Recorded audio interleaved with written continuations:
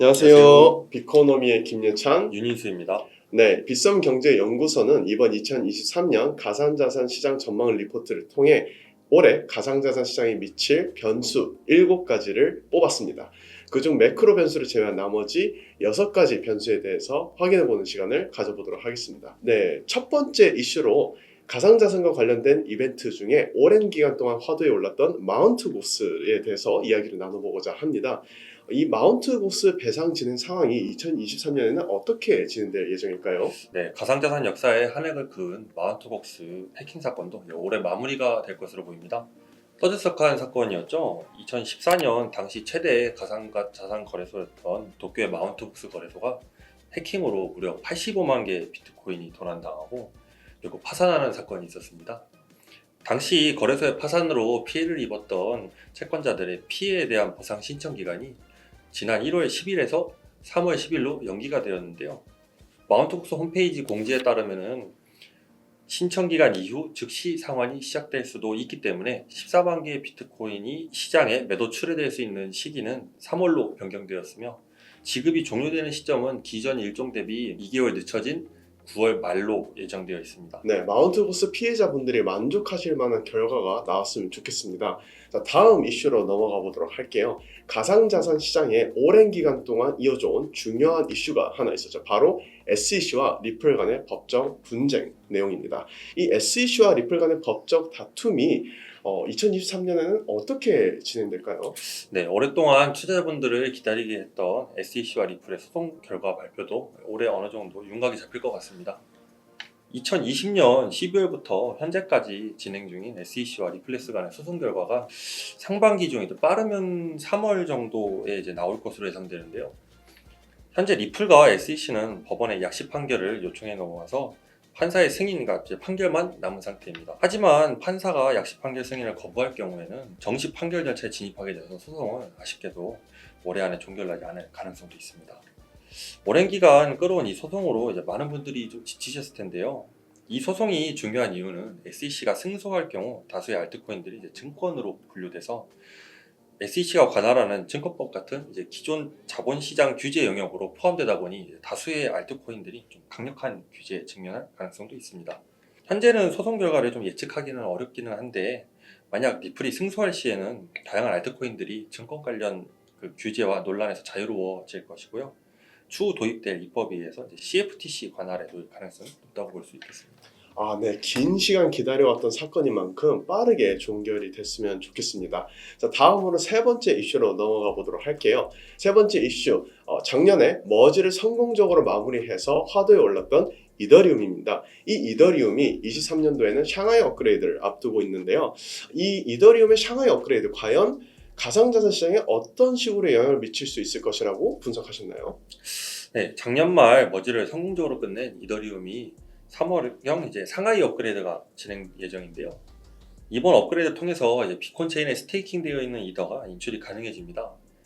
따라서 매도 물량에 따른 약세 가능성이 있기는 한데 이제 인출이 이제 반년에서 1년 동안 이제 순차적으로 진행되기 때문에 시장에 미치는 영향이 클 것으로 보이지는 않습니다. 네, 그렇군요. 이렇게 그럼 마운트 곡스, SEC와 리플, 그리고 이더리움까지 세 가지 이슈에 대해서 알아보았습니다. 이제 나머지 이슈는 바로 해외 동향과 관련된 이슈 내용들인데요. 일본, 러시아, 브라질 가상자산과 관련된 동향의 경우 투자자분들이 눈여겨봐야 할 것으로 보입니다. 우선 과거 가상자산에 대해 엄격한 규제에서 최근 친화적인 행보를 보이고 있는 일본에 대해서 먼저 이야기를 나눠보실까요? 네, 일본은 가상자산 세금 제도가 세계적으로도 굉장히 센 편에 속하는 국가인데요. 가상자산을 사고 파는 개인뿐만 아니라 가상자산 비즈니스를 하고 있는 그 기업 자신들이 발행한 가상자산을 이제 매도하지 않고 과세 대상 시점까지 보유하고 있는 경우에도 시세 기준으로 세금을 현재 부과하고 있었습니다. 작년 11월 일본의 내각부가 발표한, 내각부가 우리나라로 치면 정부거든요.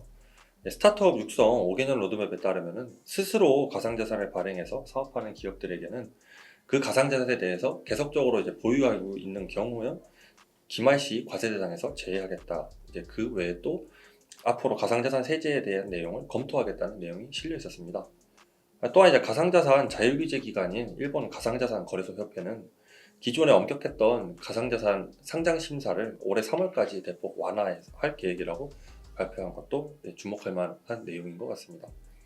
이러한 소식들로 인해 일본의 가상자산 업계들은 개인의 가상자산 투자 수익분에 대한 과세율 완화도 기대를 하고 있는데요. 현재 일본은 개인이 가상자산 투자에 수익이 발생할 경우에는 세제상 잡소득으로 취급을 해서 금액 구간별로 최대 45%의 세율하고 또 이제 주민세가 함께 이제 적용이 되고 있어서 업계에도 불만이 굉장히 많았는데요. 과세율 완화가 이제 앞으로 어떻게 될지는 지켜볼 필요가 있겠습니다. 예찬님께서 러시아하고 이제 브라질 관련해서 리서치를 해주셨는데요. 러시아 같은 경우에 작년 전쟁으로 인해서 전 세계를 되게 떠들썩하게 했었는데 최근에는 또 가상자산과 이제 함께 자주 등장하고 있는데 어떤 내용일까요? 네, 그렇죠. 러시아 같은 경우에는 지난 11월 달에 러시아 금융위원회 위원장인 아나톨리 악사코프와 의원들이 비트코인과 디지털 화폐 채굴 및 판매를 합법화하는 디지털 금융자산, 디지털 통화에 관련 러시아 연방법 개정안을 제출하였습니다. 본 법안이 통과되면요, 러시아 내 비트코인 채굴 등과 같은 채굴을 비롯한 현금화가 이제 가능해집니다. 물론 외국 시스템과 러시아에 설립될 이제 플랫폼을 통한 판매만이 현재 제약으로 두고 있는데 가상자산에 대한 채굴 사업을 합법화하고 법적 분야로 끌어들여서 러시아 가상시장 인프라 개발에 아주 중요한 원동력이 될 수 있을 것으로 현재 주목되고 있습니다. 특히 러시아의 경우에는 여타국 대비 비트코인 채굴 비용이 현저히 낮다는 강점이 있는데요.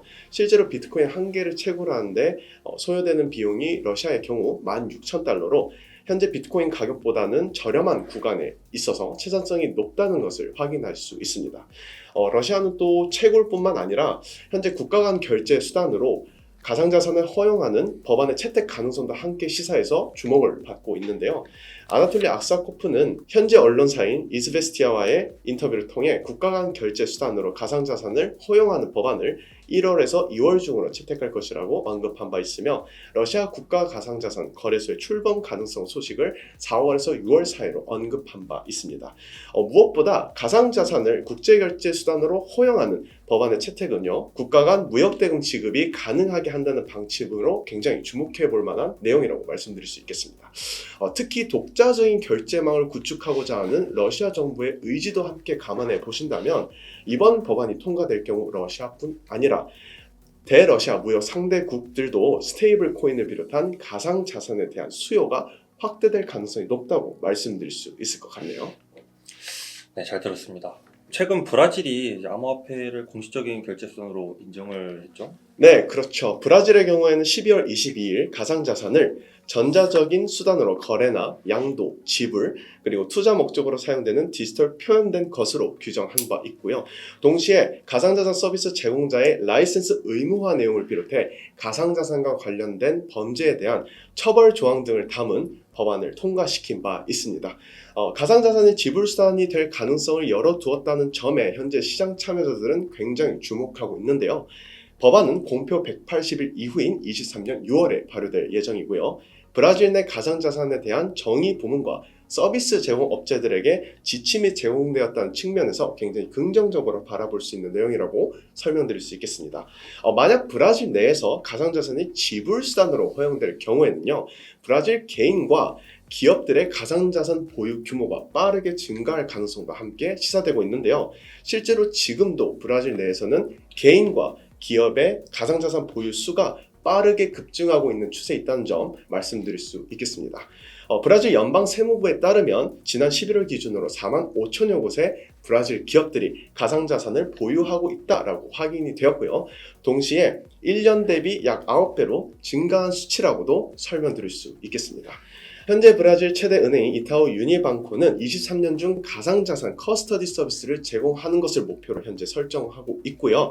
브라질 투자관리 기업인 XP 인코퍼레이션의 경우에는 지난해 나스닥과 함께 가상자산 플랫폼을 출시한 바 있는 것처럼 가상자산 서비스를 준비하는 기업들의 움직임은 빠르게 전개되고 있는 만큼 브라질의 움직임에 주목해 볼 필요성이 분명히 있다고 말씀드릴 수 있겠습니다.